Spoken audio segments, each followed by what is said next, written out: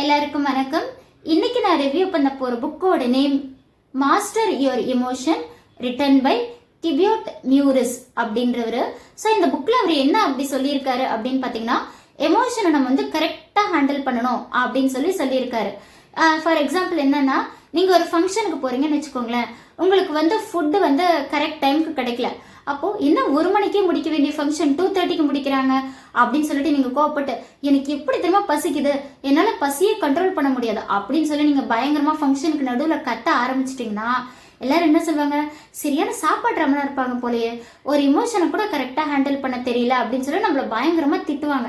அது மட்டும் இல்லாம அடுத்த நாள் நம்ம பெரிய ஆபீசரா போறோம்னு வச்சுக்கோங்களேன், நம்மளை பார்த்து சொல்லுவாங்க, இவருக்கு ஒரு பசியவே கரெக்டா ஹேண்டில் பண்ண தெரியல, எமோஷனை கண்ட்ரோல் பண்ண தெரியல, கத்துறாரு, இவரெல்லாம் எப்படி நம்மளை கண்ட்ரோல் பண்ணிக்குவாரு அப்படின்ற மாதிரி கிண்டல் பண்ணுவாங்க.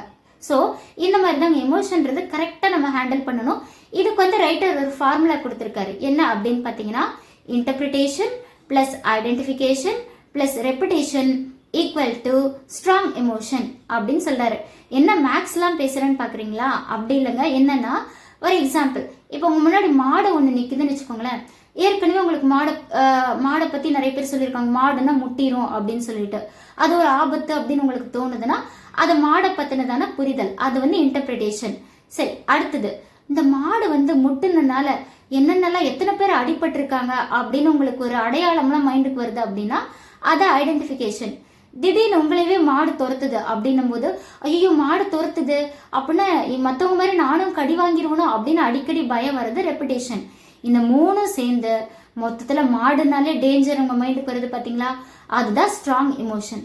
இந்த மாதிரி நம்ம ஒரு எமோஷனை எப்படி ஹேண்டில் பண்றதுன்னு இந்த புக்ல சொல்லியிருக்காரு, மாஸ்டர் யுவர் எமோஷன்.